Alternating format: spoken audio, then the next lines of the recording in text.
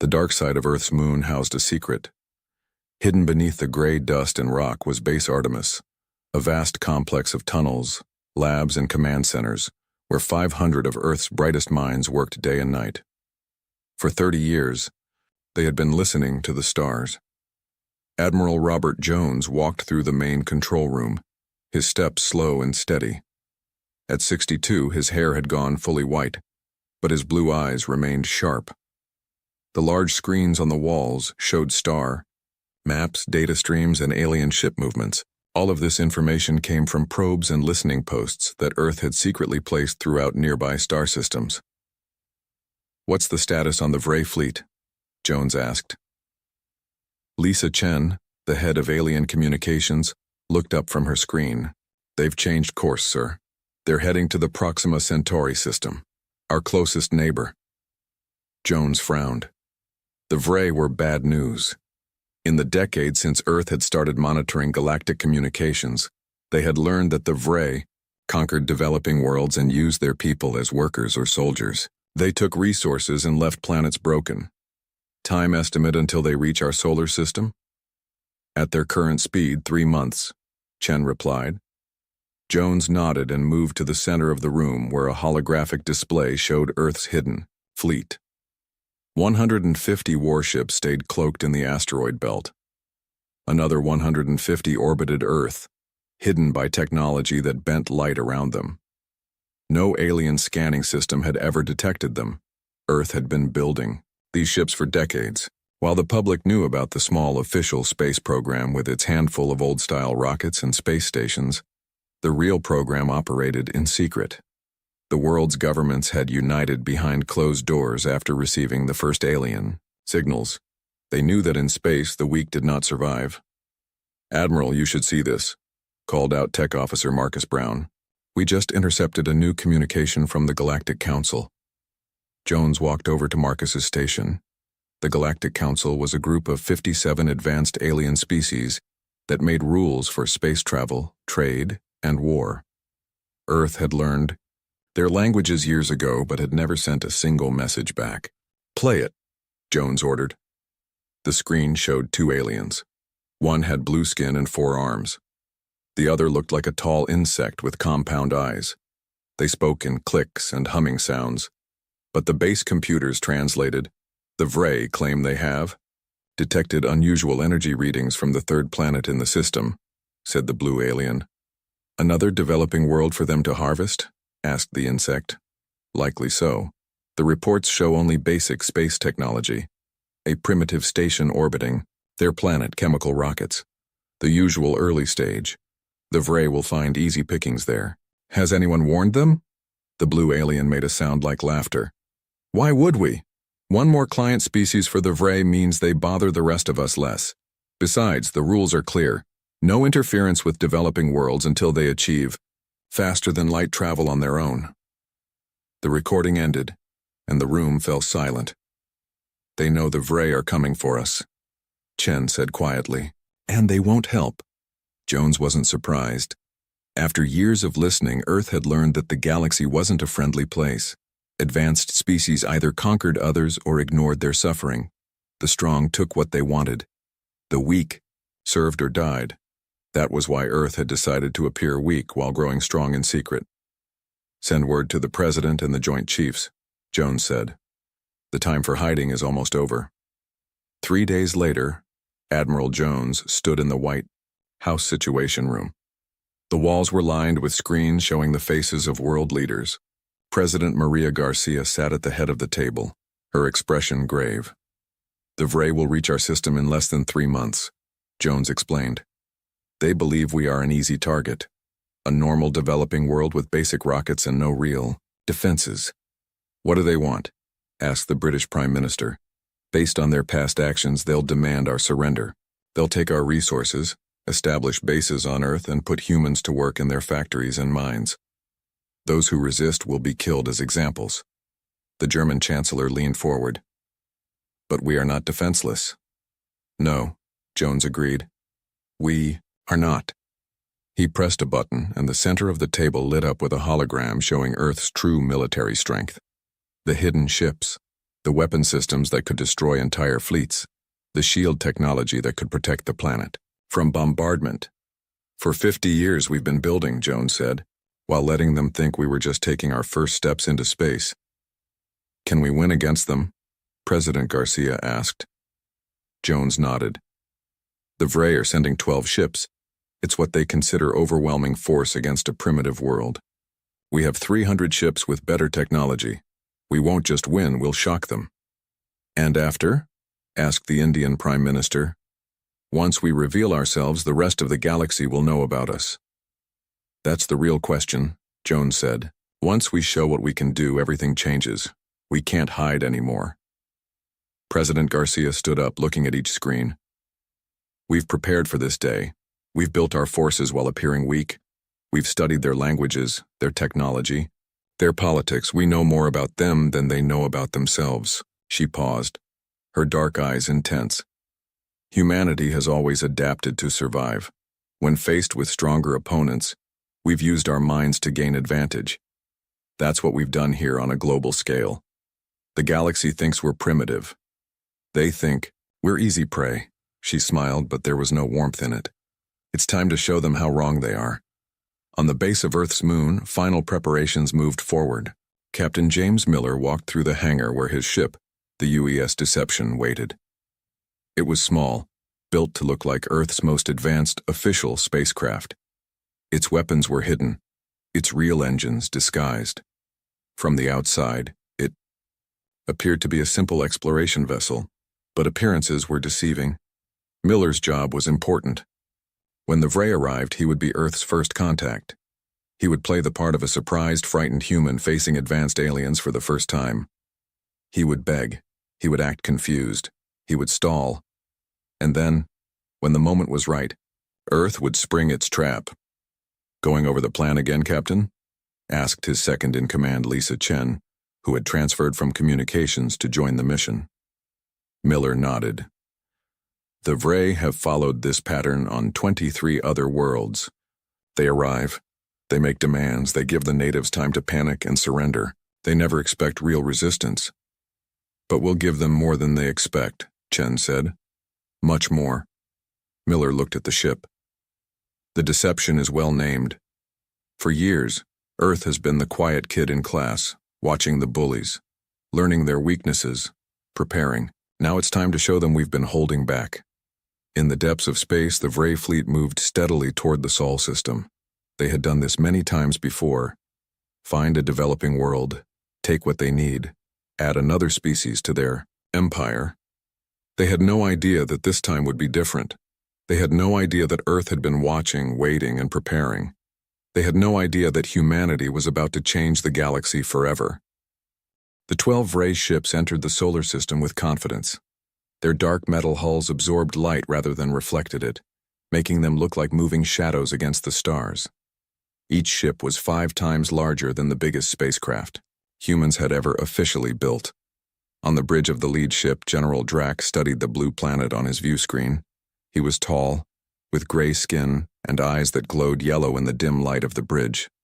3 rows of small spines ran from the top of his head down to his neck, rising slightly as he considered his prey. Another primitive world, he said to his second-in-command, Officer Mael.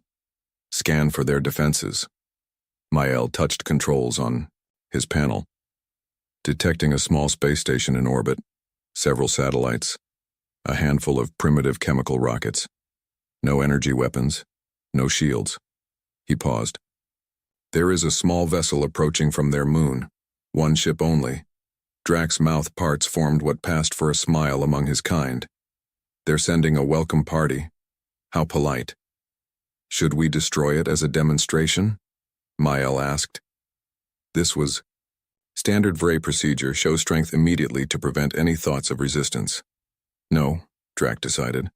Let's communicate first. I want to see the fear in their eyes when they realize what's happening. It makes the victory sweeter. Aboard the UES Deception, Captain James Miller received the alert that the Vray fleet had entered the system.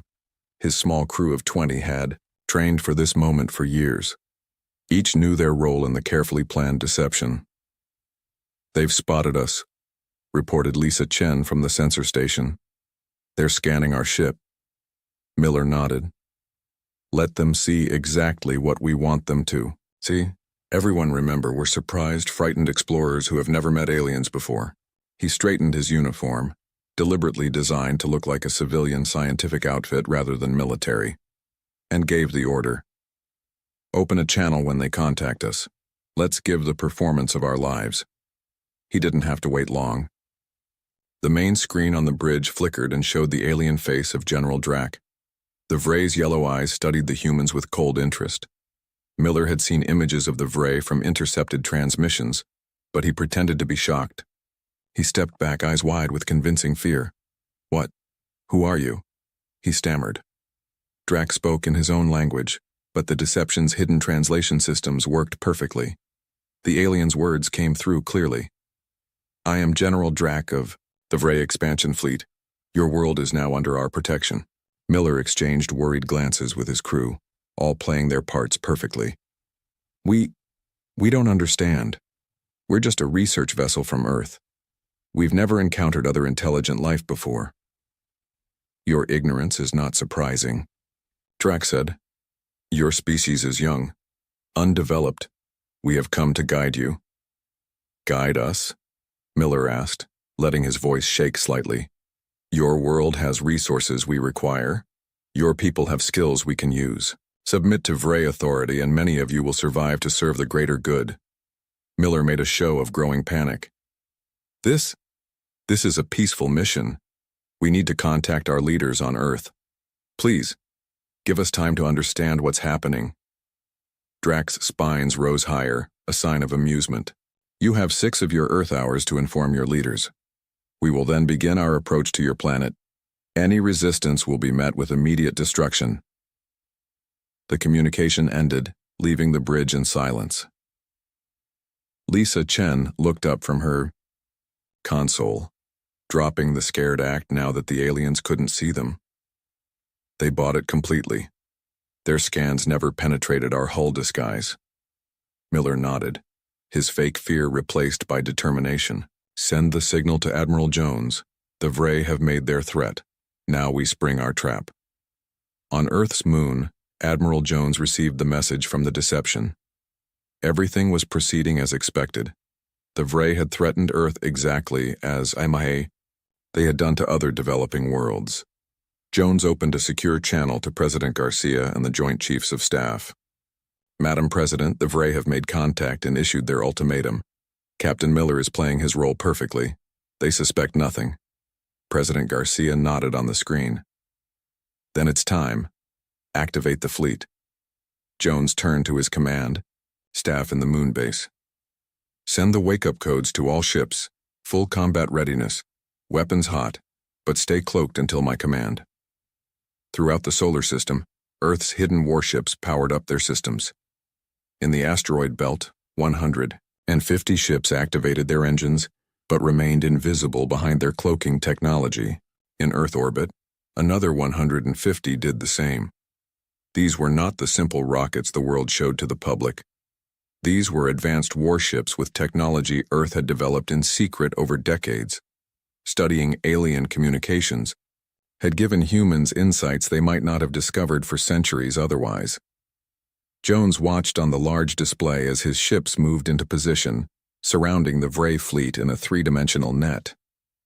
The aliens remained completely unaware. Now we wait, Jones said. Let them think their threats have us scrambling in fear. 5 hours after their ultimatum, the Vray fleet began moving toward Earth.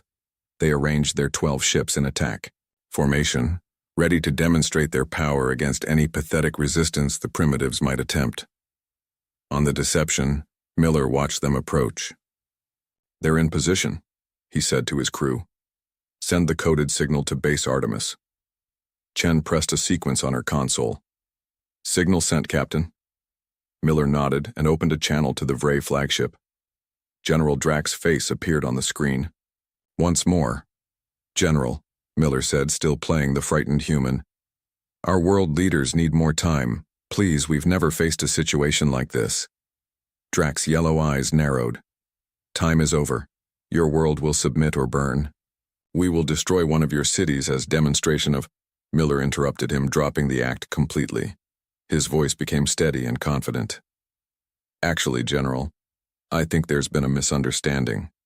Drac paused, confused by the sudden change. You see, Miller continued, Earth isn't the primitive world you think it is.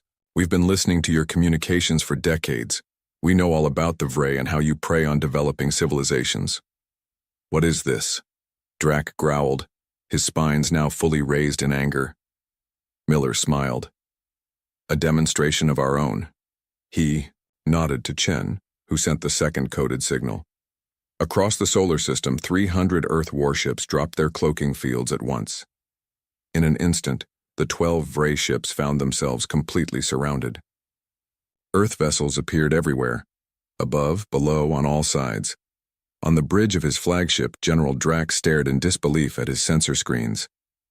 Impossible, he hissed. Where did these ships come from?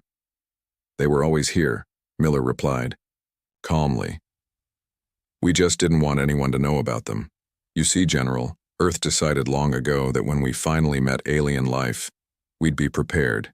We've been holding back, watching and learning. But not anymore. Jones's voice came through, on an open channel to all Vray ships.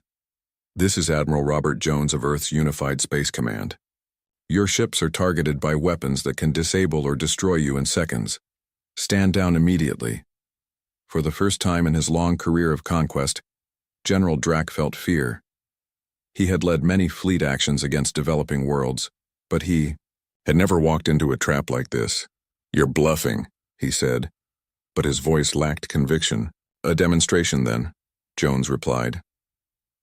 From the Earth ships, precisely targeted electromagnetic pulses hit the Vray vessels. Ship after ship lost power, their weapons and engines going dead in space. In 30 seconds, the entire Vray fleet floated, helpless among the stars. Miller looked directly at General Drac, whose ship was the only one left partially functional, so communications could continue. Earth has been holding back, General, Miller said. Not anymore. Remember that when you report back to your superiors. News traveled fast in the galaxy, even across vast distances. The Vray defeat spread from system to system through communication channels, trading posts, and diplomatic missions.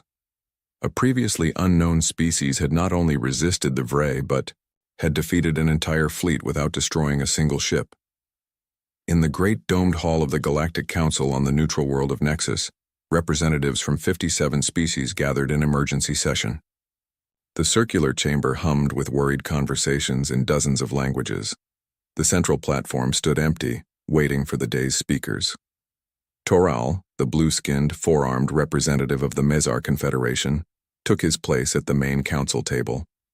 As the current head of the council, he called the meeting to order. We face an unprecedented situation, Toral announced, his voice amplified throughout the chamber. A world that we classified as developing has revealed advanced technology and military capability beyond their expected level. They call themselves humans from the planet Earth. The insect-like Zith representative clicked her mandibles. How did they advance so quickly without detection?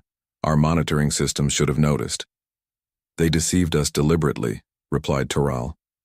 For at least 50 of their years, they have been intercepting our communications, learning our languages and building their forces in secret while showing us only primitive technology. The chamber erupted in alarmed chatter. The idea that a young species could hide their true development was disturbing to many. Grell, the reptilian representative of the Vray, rose to speak. His scales were dark with anger. These humans disabled our ships without warning. They committed an act of war against the Vray Empire. We demand the right to respond with full force. Toral fixed all four of his eyes on Grell. According to General Drac's own report, your fleet entered their system and threatened their planet with destruction if they did not submit to Vray rule. I believe many here would consider that the first act of war. Murmurs of agreement spread through the chamber. Many species had suffered from Vray expansion over the centuries. The real question, said the crystalline representative of the ancient Lumen, is what these humans plan to do next. If they have been watching us for decades, learning our weaknesses, building weapons in secret, Are they preparing for conquest? Toril nodded. We have received a message from Earth. They are sending a representative. Dr. Anna Williams will address this council in person. The announcement caused another wave of concerned discussion.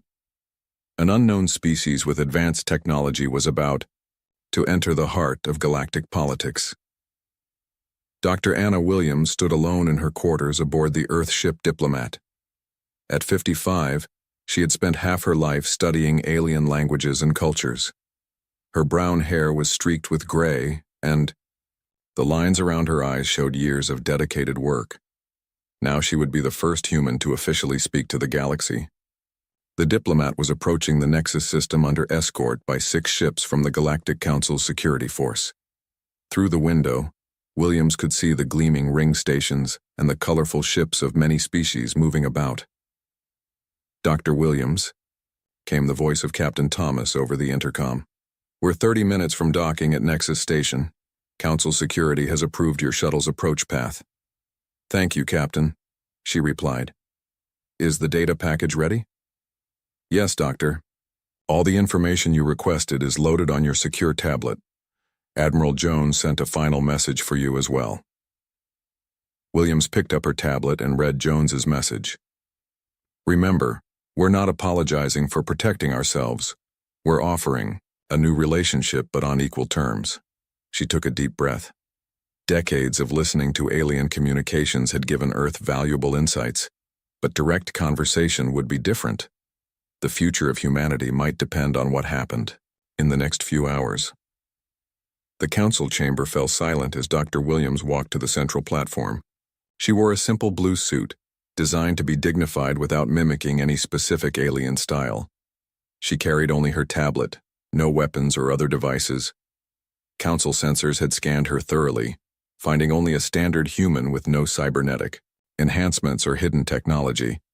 This seemed to surprise many of the representatives who had expected humans to be more alien. Distinguished representatives, Williams began, her voice calm and clear. I am Dr. Anna Williams of Earth. I come to explain our actions and to open honest communication with the galactic community. The Vray representative hissed. Your kind ambushed our ships. You pretended to be primitive while building weapons. Williams turned toward him, unruffled by the outburst. Your ships entered our system and threatened our world with destruction if we did not surrender. Based on Vray history with other developing worlds, we knew exactly what that meant. She touched her tablet, and images appeared in the air above. The platform. They showed planets stripped of resources, populations enslaved, cultures destroyed. For decades we watched how the Vray and others treated developing worlds, Williams continued. We saw the suffering of the Neth, the Belus, the Terran, and many others. We decided that would not be Earth's fate. The Lumen representatives' crystalline form glittered as they spoke. But why the deception? Why not announce yourselves to the galaxy when you achieved space travel? Williams displayed new images, records of alien communications Earth had intercepted over the years, conversations about managing younger species, debates about resource rights on inhabited worlds, discussions of acceptable losses when dealing with primitive populations. We observed how this council operates, Williams said. The rules claim to protect developing worlds, but in practice, they protect the interests of established powers. Had we revealed our true progress, we would have faced restrictions, embargoes, or worse. Uncomfortable silence fell across the chamber. Many representatives could not deny the truth of her words. Earth does not seek war, Williams continued. We want peaceful exchange of ideas, fair trade, and mutual respect. But we will not be threatened, controlled, or exploited. We hid our development because we needed time to ensure we could protect ourselves. Toril leaned forward. And now? What does Earth want from the galactic community? Recognition as equals, Williams answered. Not as a developing world to be guided or managed, but as a full partner in galactic affairs. We bring new ideas, fresh perspectives, and yes, technologies that many here might find valuable. Technologies you developed by spying on us, objected the Zith representative. Williams shook her head.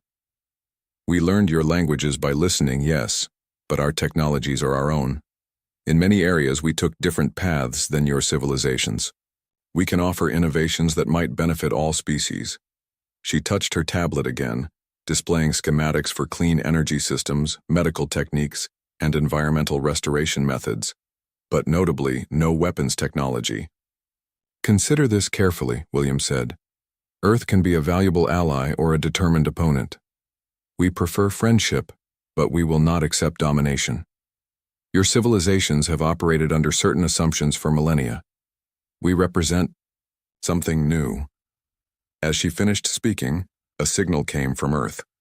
On cue, the diplomat activated a demonstration of human technology. A protective energy field surrounded the ship, unlike any shielding system known to the Council races.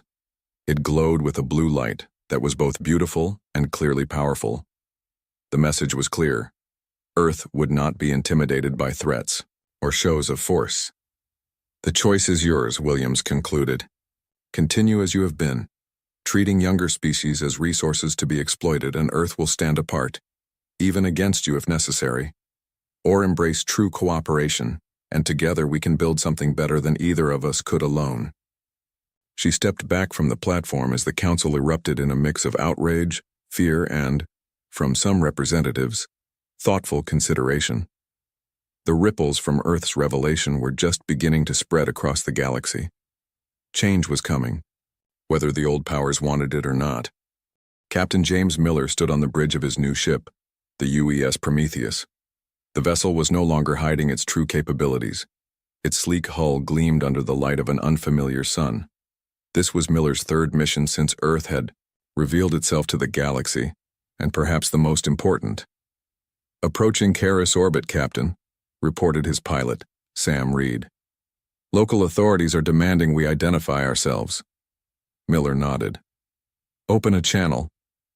The main screen showed the face of a Vray officer, his scales dark with suspicion. Earth vessel, you are not authorized to approach Charis. This is a restricted mining world under Vray protection. Leave immediately or face consequences. Miller smiled. We received a distress call from the Neth people. We're here to answer it. The Vray officer's yellow eyes widened.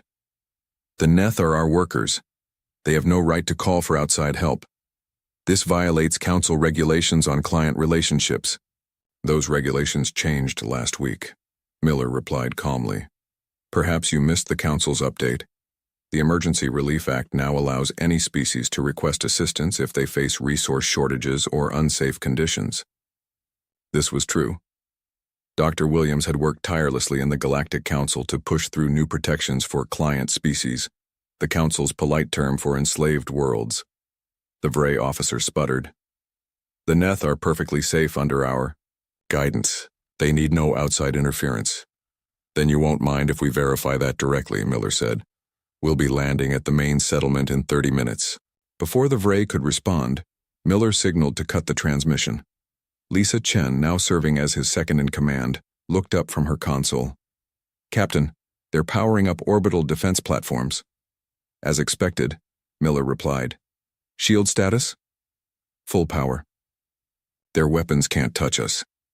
Miller turned to the rest of his bridge crew. Remember, we're not here to fight. We're here to show the Neth people that they have options. That's how we change the galaxy. One world at a time. The landing area. Outside the main Neth settlement was filled with curious onlookers. The Neth were thin beings with gray skin that had a slight blue tint.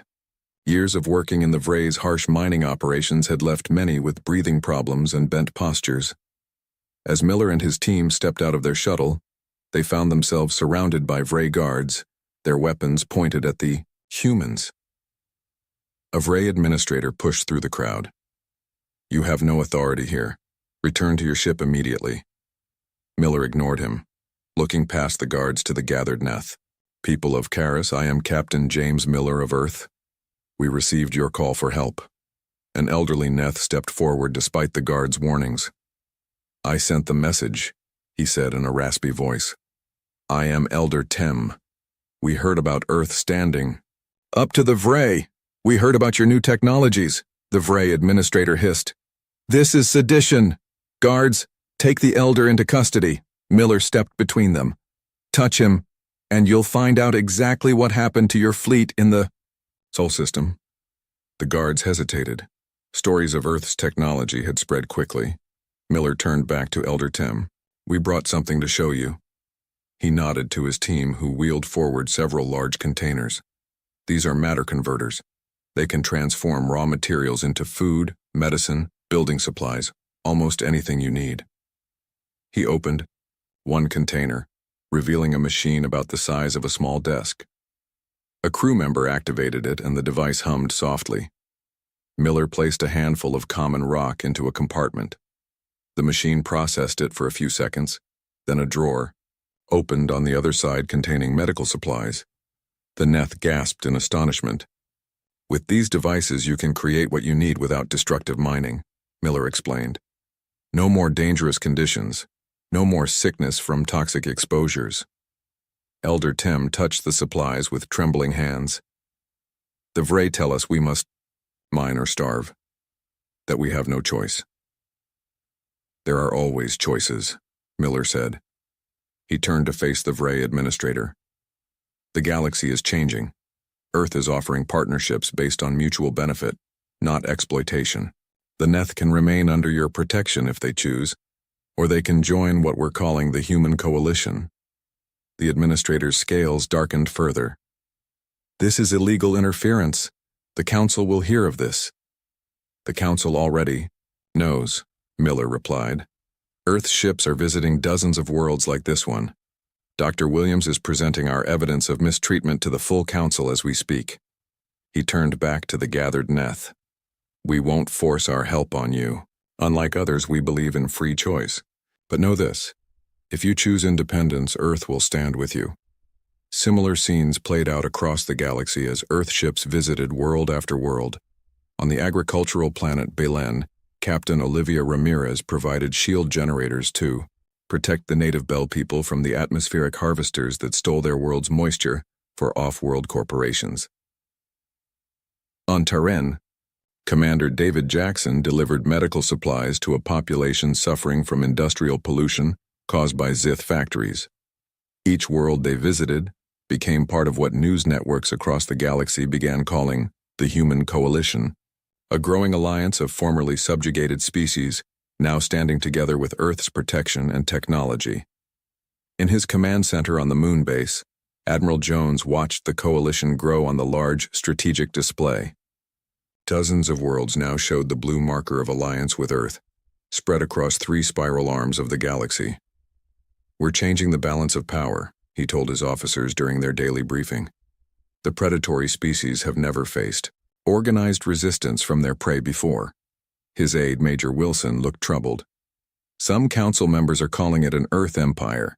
They say we're just replacing one form of control with another. Jones shook his head. Each world in the coalition makes its own decisions. We provide technology and protection, not orders.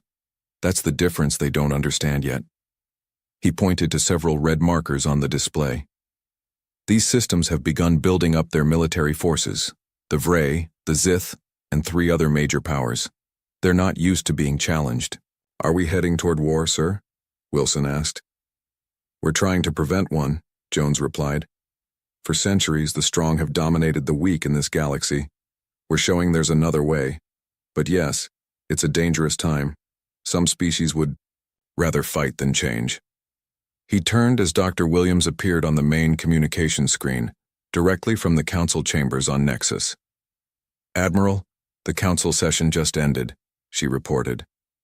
Our evidence was overwhelming. They voted to establish an investigation into treatment of client worlds. That's progress, Jones noted. Williams nodded. Small steps. Meanwhile, I've been approached privately by representatives from 15 mid-level powers. They're impressed by what we've done and interested in technology exchanges. Not just the oppressed worlds, but others are seeing the benefits of our approach, Jones said thoughtfully. The galaxy is reorganizing itself, Admiral. For millennia, power here has been based on age, size, and willingness to use force. We're showing them a different model. Jones studied the strategic display again. Earth stood at the center of a growing network of allies and partners. What had begun as self-defense was becoming something much larger, a fundamental challenge to how the galaxy operated. "Keep pushing, Doctor," he said. "Not for Earth's dominance, but for a better system for all species." The ripples from Earth's revelation were becoming waves, changing the galaxy one world at a time. One standard galactic year after Earth's dramatic reveal, representatives from over 200 worlds gathered at Earth's new orbital diplomatic station. The massive ring structure, named Unity Station, rotated slowly against the backdrop of the blue planet below. The main conference hall was designed to accommodate beings of all sizes and environmental needs. Some delegates floated in special tanks of liquid. Others required breathing apparatus. A few were digital consciousnesses projected into robotic forms. But all had come for the same historic purpose: the signing of the Earth Accords. Admiral Robert Jones stood near the large windows, watching as shuttles continued to arrive from ships of various designs. At 63, he had seen his life's work come to fruition. Earth had not only protected itself but had changed the galaxy. Dr. Anna Williams joined him, data tablet in hand as always. "The Galactic Council representatives have just docked," she informed him, "including, surprisingly, the Vray delegation." Jones raised an eyebrow. "The Vray? I didn't expect them to attend, let alone sign." "They've lost too much already," Williams explained. 12 former client worlds have joined our coalition. Their economy is struggling. They need this agreement more than they want to admit. Jones nodded, then noticed a familiar face approaching them through the crowd. It was General Drack, now wearing the formal robes of a Vray diplomat rather than military armor. The change in his status reflected the changing times. "Admiral Jones," Drack said with a slight bow of his head. "Dr. Williams." "General," Jones replied. "Or should I say Ambassador now?" "Ambassador, yes," Drack confirmed. "Times change. Positions change." His yellow eyes showed a complex mix of emotions. "I was the first to witness Earth's true power. It seems fitting I should be here at this new beginning." "Your government supports the Accords, then?" Williams asked. Drack's spines rose slightly in what humans now knew was a gesture of resignation. "The Vray Empire has existed for 10,000 years by adapting when necessary. This is necessary." He looked directly at Jones. "Your people could have destroyed my fleet that day. Instead, you disabled our ships and let us return home. Many of my kind still resist this change, but others see the wisdom in it." Jones offered, a small smile. "Sometimes the strongest position isn't the one with the most weapons, but the one with the most friends." Drack made a sound that might have been a laugh. "A very human perspective. We will see if it stands the test of time." The Vray ambassador moved away to join his delegation, and Williams checked her tablet. "It's almost time. The ceremony begins in 10 minutes. Jones took a deep breath. "Let's make history, then." The signing ceremony was broadcast to worlds across the galaxy. Captain James Miller watched from the bridge of the Prometheus, currently in orbit around Karus. Elder Tem and other Neth leaders had gathered on the ship to witness the event. On the agricultural world of Belen, Captain Olivia Ramirez and the Bell people watched together in a field protected by Earth's shield technology. The air clean and moist for the first time in generations. Similar scenes played out on dozens of worlds as formerly oppressed species celebrated a new era. At Unity Station, Dr. Williams took the central position at the podium. Behind her, Earth was visible through the large windows, a symbol of the changes sweeping the galaxy. "Representatives of the galaxy," she began, "we gather today to establish new principles for our shared future. The Earth Accords are built on ideas that may seem revolutionary to some, but which we believe are essential for true progress." She activated a display showing the key points of the agreement. All sentient species have the right to self-determination, technology sharing with ethical oversight, protection for developing worlds, respect for sovereignty, regardless of advancement level, environmental preservation standards, peaceful resolution of disputes. For too long, This galaxy has operated on the principle that might makes right, Williams continued. The strong have taken what they wanted from the weak. Advanced civilizations have exploited developing worlds for resources and labor. She looked across the gathered delegates. Earth's approach, development without exploitation, strength without conquest, offers another path. We believe that cooperation brings greater benefits than domination, that diverse perspectives lead to better solutions, and that all species deserve the chance to reach their full potential. The Lumen representative, whose crystalline form sparkled under the hall's lights, spoke next. As one of the oldest civilizations in the galaxy, we have seen empires rise and fall. The approach Earth proposes is unprecedented. Many doubted it could work. But the evidence of the past year speaks for itself. The data displayed behind Williams changed to show economic growth charts. Worlds in the human coalition had seen remarkable improvements in quality of life, technological development, and environmental recovery. By lifting up former client worlds rather than exploiting them, the Lumen continued, Earth has created partners rather than subjects. The results benefit everyone, even former dominant powers who join this new system. One by one, representatives came forward to sign the accords.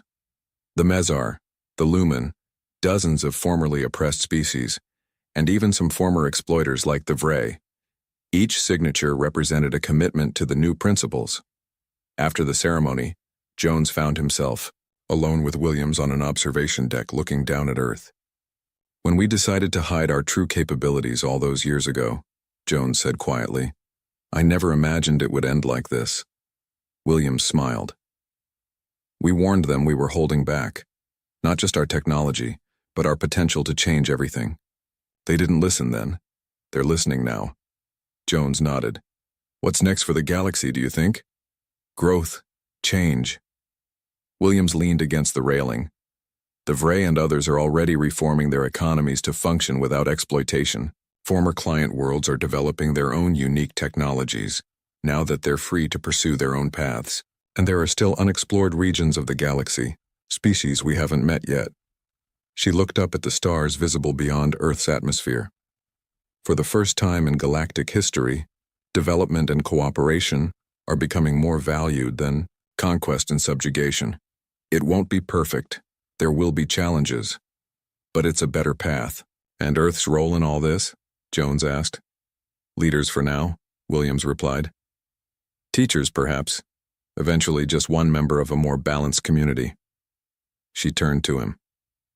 The best leaders work to make themselves unnecessary. Jones smiled at that. A very human perspective. Yes, Williams agreed. And that's exactly what the galaxy needed. Throughout the inhabited worlds, people of all species watched the signing ceremony. On some planets, there was celebration in the streets. On others, ruling powers watched with concern as their old ways of life began to change. But everywhere, the message was clear. The galaxy would never be the same. A new order was rising, one based not on age or military might but on cooperation and mutual benefit. Humanity had revealed not just their hidden technology, but their vision for a different kind of galactic community. And despite centuries of conflict and exploitation, species across the stars were beginning to see the wisdom in it. Earth had warned the galaxy they were holding back. Now, unleashed at last, they were helping to build something new, something better, among the stars. The old cargo ship Star Wanderer limped into port like a wounded animal. It tall, covered in patches of mismatched metal, reflected the starlight in different shades of gray. As it approached the docking bay of Centauri Station, several sleek vessels moved away, their captains not wanting their beautiful ships anywhere near what they saw as space junk. Inside the ship's bridge, Captain Tom Rogers watched the docking lights with tired eyes. At 32, he was young for a cargo ship captain, but the past 6 months had aged him considerably. He had inherited the Star Wanderer from his Uncle Jack, along with a mountain of debt that seemed to grow bigger with each passing day. Primary docking thrusters failing again, called out Blue from the pilot's seat. The alien's four-fingered hands danced across the controls, compensating for the failing systems. Like his name, His skin had a pale blue tint that seemed to shimmer under the bridge's harsh lighting. Switching to backup systems. "How bad is it this time?" Tom asked, already knowing the answer wouldn't be good. "Worse than last week, better than tomorrow will be," Blue replied with what passed for a smile among his species. He had served as first officer on the Star Wanderer for 15 years, staying on even after Tom's uncle passed away. His loyalty meant everything to Tom, especially since most alien crew members would have jumped ship long ago. The ship shuddered as Blue engaged the backup thrusters. From somewhere deep in the engine room, a loud bang echoed through the hull, followed by a string of creative cursing in multiple languages. "Red's fixing it," Blue announced unnecessarily. Their engineer, nicknamed for his crimson scales, had an almost magical touch with the ship's systems. Even though the Star Wanderer was held together with spare parts and prayers, Red somehow kept it flying. The ship's communications panel crackled to life. "Cargo vessel Star Wanderer, this is Centauri Station Control. Please use docking bay 17, the one near the waste management facility." Tom noticed the barely hidden amusement in the controller's voice. It was always the same story. They got the worst docking spots, the lowest priority for services, and the most contemptuous treatment from station personnel. The Star Wanderer's reputation preceded it at every port. "Acknowledged control," Tom replied, keeping his voice professional despite the insult. Proceeding to Bay 17. As they maneuvered toward their assigned bay, a sleek passenger liner passed nearby. Its hull gleamed with the latest adaptive camouflage coating, and its engine signature was barely a whisper compared to the Star Wanderer's rattling roar. Tom saw several passengers pointing and laughing through the liner's observation windows. "Don't let them get to you, Captain," Blue said quietly. "They don't understand that it's not the shine of the hull that matters, but the strength of the crew inside it." Tom nodded, grateful for Blue's words, but still feeling the sting of embarrassment. The Star Wanderer might be ugly, but it was his. More importantly, it was all he had left of his Uncle Jack, who had taught him everything he knew about space travel. The ship docked with another shudder and a screech of protesting metal. Red's voice came over the intercom immediately. "That's another stabilizer gone. We've got maybe 3 more docks before the whole assembly needs replacing." "Add it to the list," Tom sighed. The list of needed repairs was already longer than their current cargo manifest. "Speaking of cargo, what's our delivery schedule looking like, Blue?" The first officer pulled up a holographic display, its image flickering unstably. "We've got industrial replicator parts for the mining colony on Proxima B. They're paying well, but..." He hesitated. "But what?" "But they specifically requested fast delivery. Their production line is down until they get these parts." Tom ran a hand through his hair in frustration. The Star Wanderer was many things, but fast wasn't one of them. "How long do they expect delivery to take?" 3 days standard time." 3 days. Tom almost laughed. "In this ship, we'd need a miracle. Or a really good engineer." Red's voice came through the intercom again. The engineer had obviously been listening in. "I might be able to coax a little more power from the engines, but we'll need parts. Good ones this time, not the recycled junk we've been using." Tom checked their accounts on his tablet. The numbers that stared back at him were not encouraging. They had barely enough credits to fuel up, let alone buy quality parts. But if they didn't make this delivery on time, they'd lose not only their payment, but also their reputation for reliability. The one thing they had going for them. "How much do we need for parts?" he asked Red. 5,000 credits minimum. And that's if we can find a dealer willing to sell to us. 5,000 credits they didn't have. Tom closed his eyes, remembering his uncle's words. "Space finds a way to test you, boy. The trick is to be stubborn enough to pass those tests." A commotion outside drew their attention. Through the viewport, they could see a group of dock workers pointing at their ship and laughing. One of them was making exaggerated coughing gestures, mocking the Star Wanderer's sputtering engines. "Permission to go out there and educate them about respect." Red asked, only half joking. His species was known for their physical prowess, and even dock workers knew better than to anger a crimson-scaled engineer. Denied, Tom said firmly. We can't afford any trouble. He stood up from his captain's chair, straightening his worn uniform jacket. I'm going to see if I can negotiate with the parts dealers. Maybe someone will extend us credit based on this delivery contract. Blue looked concerned. The last 3 dealers we talked to said they'd rather sell to space pirates than risk not getting paid. Then I'll find a 4th dealer, Tom said with more confidence than he felt. Keep working on the ship. We've got 3 days to do the impossible. As he walked through the ship's corridors toward the airlock, Tom's hand brushed against the lucky coin in his pocket. Another inheritance from his uncle. The metal was worn smooth from years of nervous handling. He pulled it out and looked at it, remembering how his uncle would flip it before making big decisions. What would you do, Uncle Jack? He whispered to himself. How did you keep this old girl flying when everything was against you? The coin, naturally, didn't answer. But as Tom stepped out onto the station's deck, he held his head high. The Star Wanderer might be a joke to others, but it was his joke, his responsibility, his home. And somehow he would find a way to keep her flying, just like his uncle had done for all those years. He just hoped he could figure out how before their luck, their credit, and their time ran out. Tom trudged back to the Star Wanderer after 4 hours of rejected credit applications and mockery from parts dealers. His boots dragged against the station's metal floor, each step heavier than the last. The lucky coin felt like a dead weight in his pocket. As he approached his ship's airlock, he noticed something odd. The access panel beside the door was open, revealing old wiring that shouldn't have been there. Modern ships used crystal matrices for their control systems, not copper wiring. Red, he called out, expecting their engineer to appear and explain whatever repair work was happening now. No answer came. Tom touched the ancient keypad, another outdated feature, and the airlock slid open with a hiss. The corridor beyond was dimly lit, emergency lights casting long shadows on the walls. Power must be down again, he thought. But something wasn't right.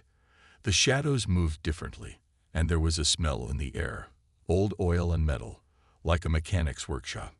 Tom had walked these corridors hundreds of times, but now they felt different, almost alive with hidden purpose. He followed his nose, letting the unfamiliar scent guide him. It led him to a section of wall panels near the cargo hold that he passed by countless times before. But now, in the emergency lighting, he noticed faint wear marks on the floor, scratches that suggested this panel had been moved many times. Tom ran his fingers along the edge of the panel. There, a slight catch, almost invisible unless you were looking for it. He pressed, and with a soft click, the panel swung open like a door. Behind it was a workshop. Not just any workshop, but one that looked like it had been stolen from Earth's Industrial Revolution and shot into space. Old mechanical tools hung on the walls alongside holographic diagnostic equipment. Workbenches were covered with half-finished projects combining ancient human technology with modern alien components. I see you found it. Blue's voice came from behind him, making Tom jump. The first officer stood in the doorway, looking both relieved and anxious. Your uncle made us promise not to show you until you were ready. Ready for what? Tom asked, picking up what looked like a steam engine piston with crystalline modifications. Ready to understand that sometimes the old ways are the best ways. Red's voice joined them. The engineer ducked through the doorway, his crimson scales reflecting the workshop's lights. Jack, your uncle, he had ideas. Good ones. Ideas that the big shipping companies were too proud to consider. Tom looked around the workshop with new eyes. He built all this. Built it. He revolutionized it, Red said, moving to one of the workbenches. Look at this. He picked up what appeared to be a simple mechanical governor, the kind used in old steam engines. But inside its brass housing, Tom could see the shimmer of quantum stabilizers. Your uncle figured out that mechanical systems, when properly combined with modern tech, could do things pure quantum systems can't. Blue stepped forward, touching a large blueprint spread across one table. He called it hybrid engineering, taking the best of human mechanical ingenuity and combining it with alien advancements. The big companies, they think newer is always better. But your uncle knew better. Tom's mind was racing. Is that how he kept the Star Wanderer flying all those years? With hybrid systems? Red nodded. Some of them. He was still testing his ideas, improving them. He wanted to prove that human engineering had value, that sometimes the simple solution is the best solution. The engineer's eyes gleamed.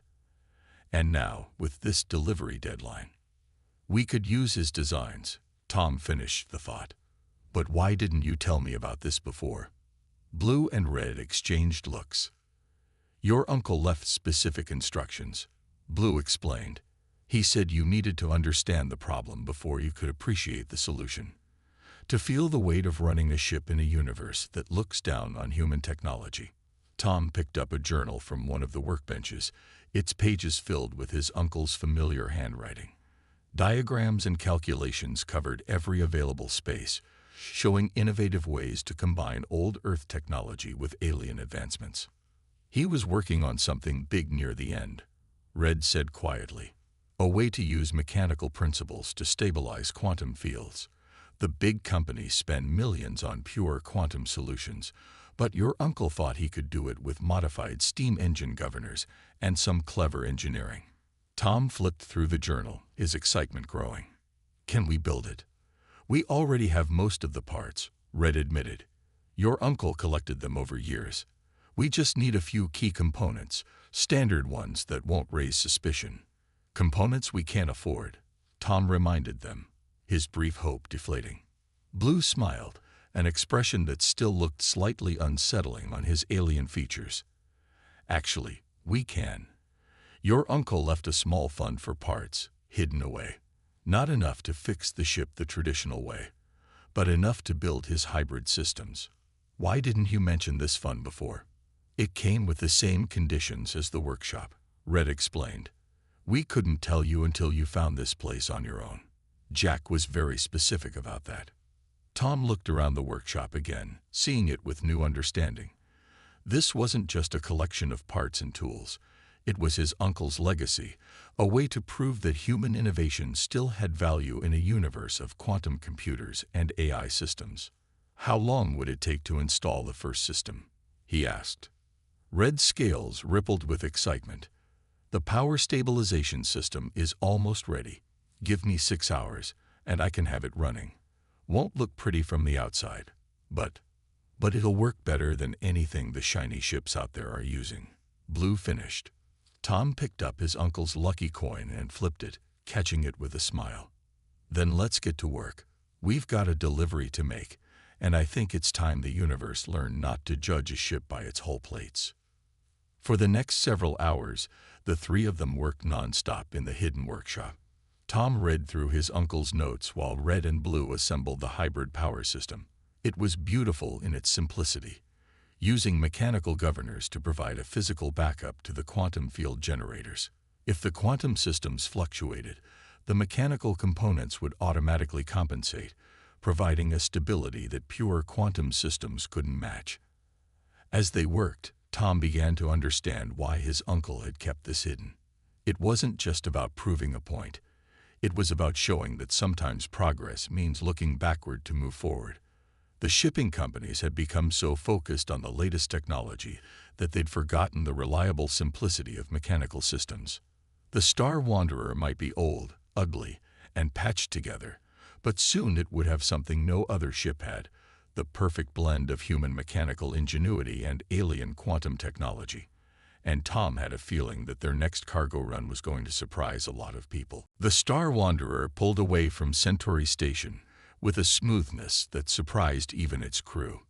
Gone was the usual shuddering and rattling. Instead, the ship hummed with a deep, steady power that seemed impossible for such an old vessel. Power output is 30% above normal, but somehow we're using less fuel. Blue reported from his station, his fingers dancing across the control panel. The hybrid governor system is working better than we expected. Tom smiled as he watched the station's massive form shrink behind them. Several dock workers who had gathered to watch their departure, likely expecting another embarrassing display, stood with their mouths open as the Star Wanderer glided gracefully into open space. "Red, how's the engine room looking?" Tom called over the intercom. "It's beautiful, Captain." Red's voice came back, filled with genuine joy. "The mechanical governors are dancing with the quantum fields like partners in a ballet. Your uncle was a genius. The vibration dampening alone is." A warning light suddenly flashed on the command console, cutting Red off. "Incoming scan," Blue announced, his tone shifting from excited to concerned. "It's the Stellar Coalition patrol ship Vigilant." Tom's grip tightened on his armrest. The Stellar Coalition was the governing body for interstellar commerce, and they took a dim view of unauthorized ship modifications. "Are they hailing us?" "Not yet. But wait, now they are." A holographic screen materialized in front of them, showing the stern face of a Coalition officer. His uniform was pristine, and his expression suggested he'd just smelled something unpleasant. "Cargo vessel Star Wanderer. This is Commander Wells of the Stellar Coalition.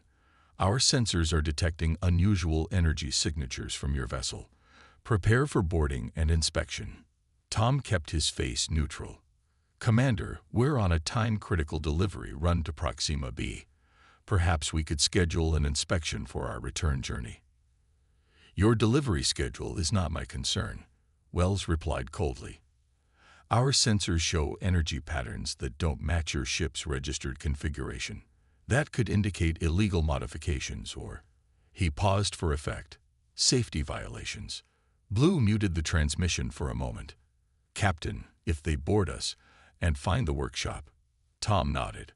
The Coalition was notorious for impounding ships that didn't meet their exacting standards, and a hidden workshop full of hybrid technology would definitely not meet their standards.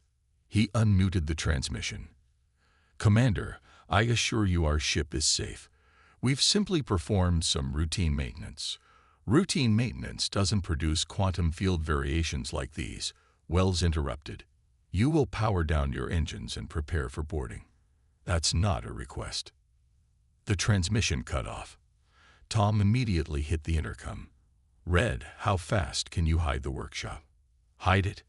"Captain, there are components integrated throughout the ship now. Even if we seal the workshop, their scanners will detect the hybrid systems." Tom thought quickly. They couldn't outrun a Coalition patrol ship, even with their improvements. The Star Wanderer wasn't built for speed. They couldn't fight. They couldn't hide the modifications.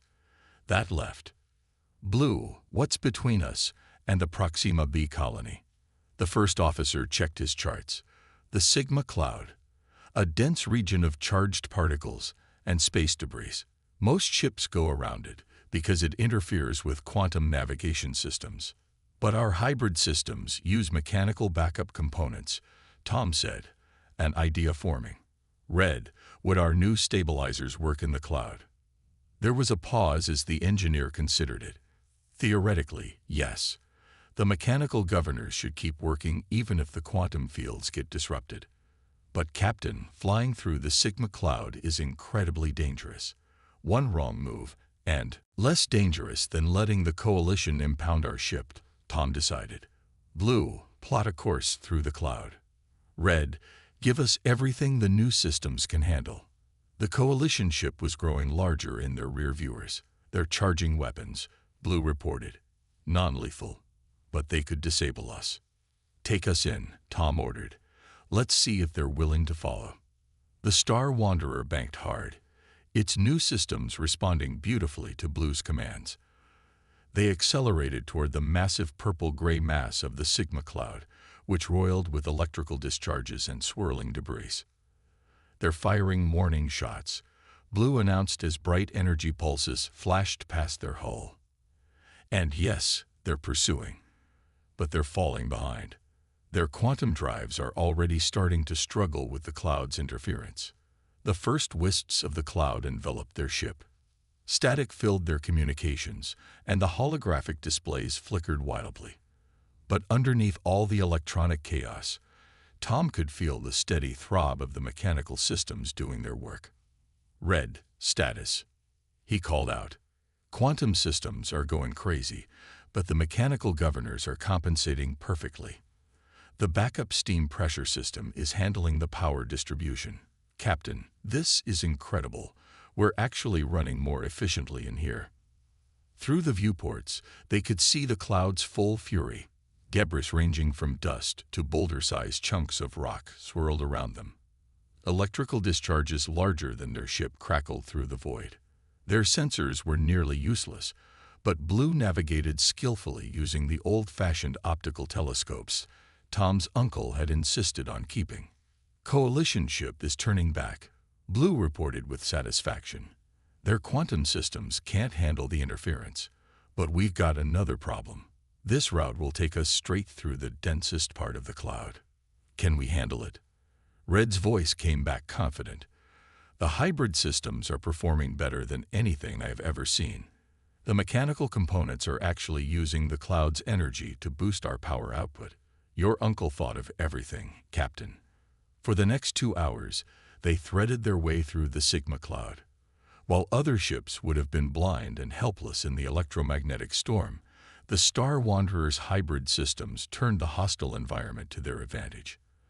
The mechanical governors stabilized their quantum fields, the steam backup systems provided steady power, and the optical navigation allowed them to plot a safe course. When they finally emerged from the other side of the cloud, Tom checked their position. "Blue, what's our status?" The first officer's fingers flew over his console. "We're..."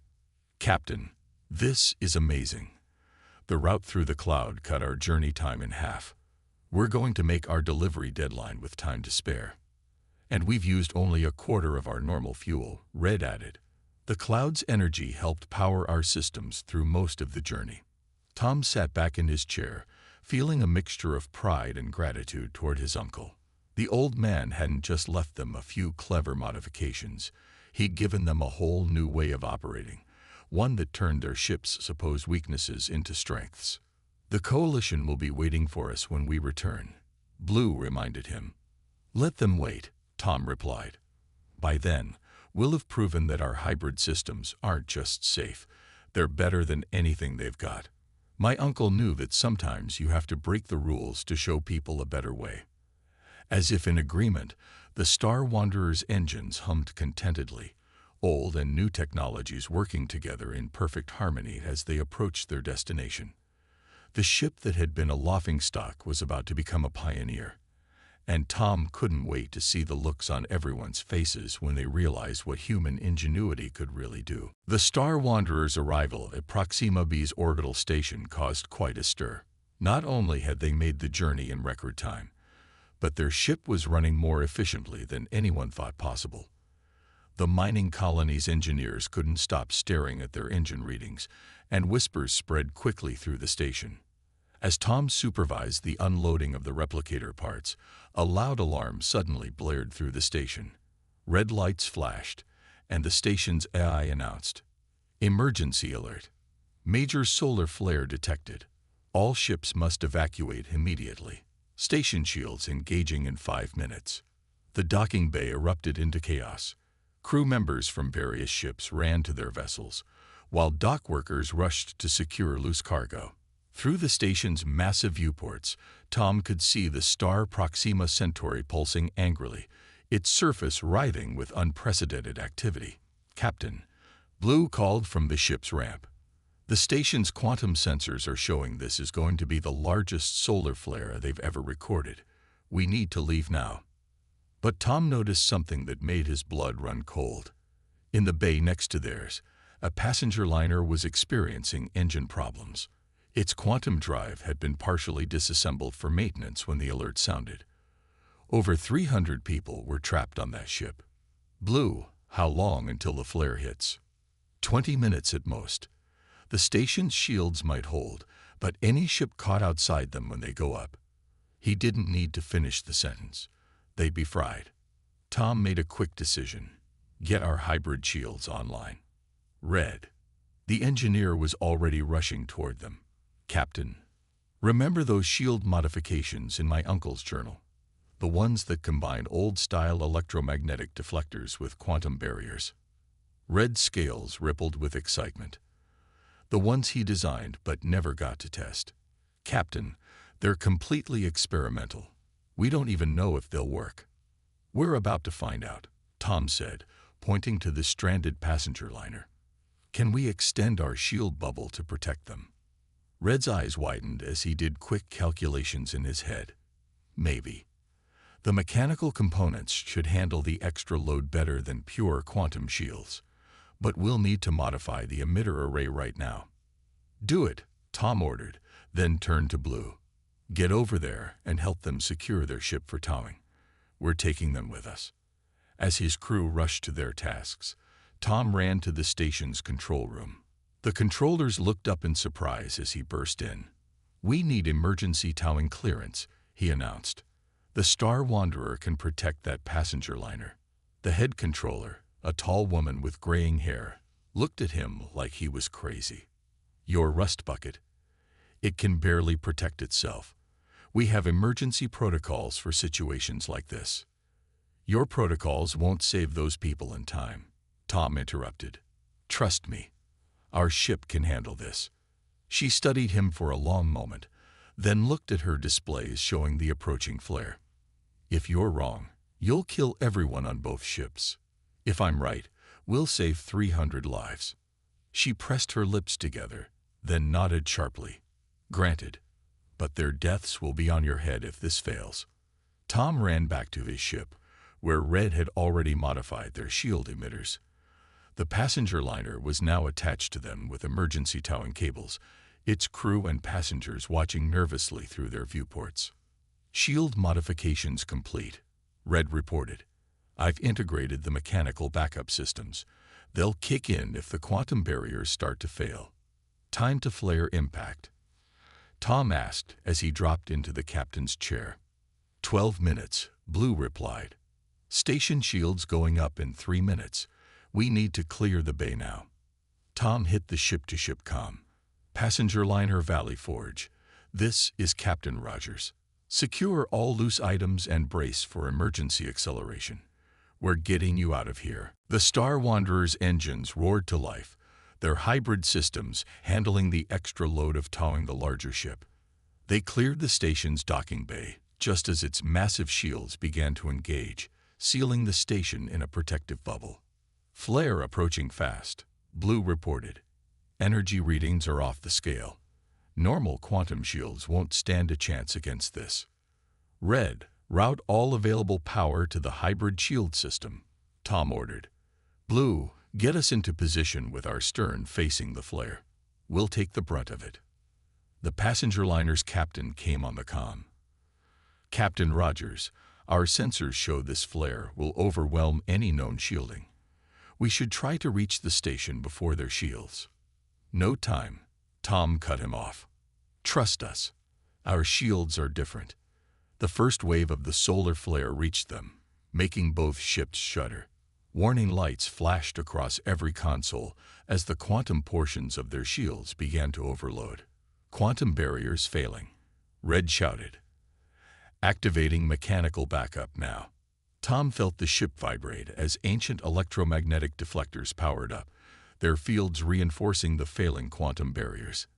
His uncle's design was elegant in its simplicity.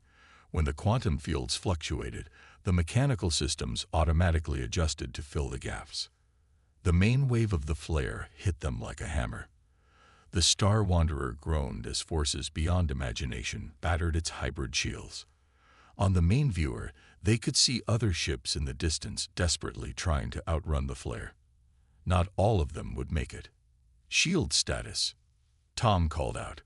Quantum barriers at 20% and falling, Red reported. But the mechanical systems are actually getting stronger. They're using the flare's own electromagnetic energy to reinforce themselves. It's working exactly like your uncle predicted. The ship shook violently as the flare reached its peak. Warning klaxons blared, and systems screamed in protest. But through it all, Tom could feel the steady thrum of the mechanical systems doing their job, protecting not only their ship but the hundreds of lives depending on them. Valley Forge, status. Tom called over the comm. We're holding. Their captain replied, disbelief clear in his voice. Your shields are protecting us.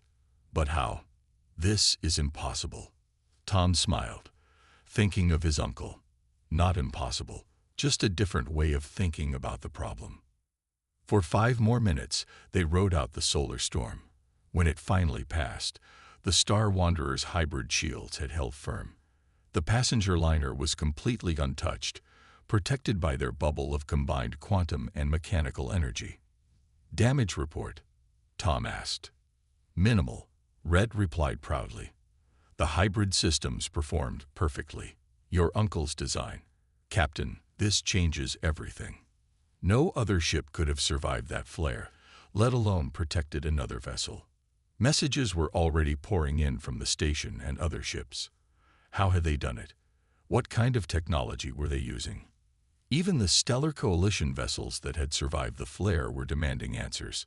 Tom opened a channel to respond, but paused as his hand touched his uncle's lucky coin. The old man had known this day would come. The day when people would finally see that progress didn't always mean throwing away the old ways. Sometimes it meant finding the perfect balance between past and future. Tell them we're coming back to the station, he said finally. And let them know that the Star Wanderer is ready to teach them a few things about how humans build ships. 3 days after the solar flare incident, the Star Wanderer's docking bay at Proxima B's station was crowded with more visitors than it had seen in years. Engineers, ship captains, and even Stellar Coalition officials crowded around as Red explained the basics of their hybrid systems. The key is not replacing quantum technology, but complementing it, the engineer explained, his crimson scales gleaming under the bright lights. Mechanical systems provide a reliable backup that can actually get stronger under conditions that make quantum systems fail. Tom watched from the corner, feeling a mix of pride and amusement as the same people who had mocked his ship now took furious notes. The Valley Forge's captain stood nearby, still shaking his head in amazement. 312 people, the passenger liner's captain said quietly. That's how many souls you saved with your outdated technology. The Coalition's preliminary report says that flare would have burned through standard quantum shields in seconds. We just got lucky, Tom replied modestly, but the other captain shook his head. No, you were prepared. While the rest of us were chasing the latest quantum innovations, you and your uncle were thinking differently. Speaking of which, he gestured toward the back of the crowd, where Commander Wells from the Coalition patrol ship Vigilant was approaching. The commander's normally pristine uniform showed signs of wear. His ship had barely escaped the flare's edge, even with its top-of-the-line shields. Captain Rogers, Wells said, his voice carefully neutral. The Coalition has reviewed your hybrid technology designs. We owe you and your crew an apology. And he seemed to struggle with the next words. We would like to offer you a contract. Tom raised an eyebrow. A contract? To implement your hybrid systems across the Coalition fleet. The solar flare proved that our current defense systems have limitations. Your uncle's designs could save countless lives. Wells handed over a data tablet. The Coalition is prepared to offer full legal recognition of your patents, plus a substantial fee for installation and training. Tom glanced at the number on the tablet and tried not to let his shock show. It was enough to not only clear the Star Wanderer's debts, but to upgrade the entire ship. Still, I'll need some guarantees, Tom said. This technology stays open source. Any ship that needs it, gets it, not just the ones who can afford premium prices. Wells frowned. Captain, this innovation could be worth billions. It's worth more as a solution that everyone can use, Tom interrupted. That's what my uncle would have wanted. We're not looking to get rich. We want to make space travel safer for everyone. The commander studied him for a long moment, then nodded slowly. I'll take your terms back to the Coalition board. But given what happened with the Valley Forge, I think they'll agree. We can't ignore the fact that your outdated ship saved hundreds of lives when our most advanced vessels couldn't." As Wells walked away, Blue approached with another piece of news. "Captain, you might want to see this." He held up his tablet, showing a message from the Proxima B mining colony. "They want to contract us as their primary cargo hauler. Apparently, a ship that can navigate the Sigma Cloud and survive solar flares is exactly what they need." Tom smiled. The Star Wanderer had gone from being a laughingstock to a trendsetter in less than a week. But there was one more thing he needed to do. He made his way to the hidden workshop, now not so hidden anymore. The space had been cleaned up and organized, with his uncle's journals carefully preserved. Tom pulled out the lucky coin and placed it on the main workbench. "You were right, Uncle Jack," he said softly.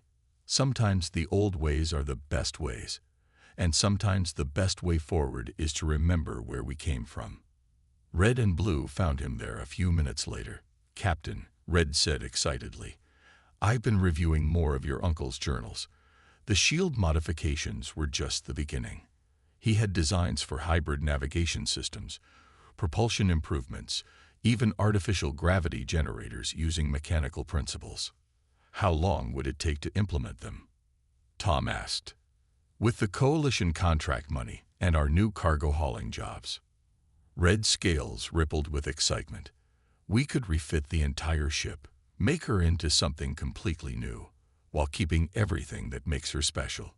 "The Star Wanderer 2.0, Blue suggested. "A ship that honors both the past and the future." Tom picked up one of his uncle's journals, feeling the worn cover under his fingers. "No," he said. "She'll keep her old name, but she'll have a new mission. We're going to prove that sometimes the best technology isn't about replacing the old with the new. It's about finding the strength in both."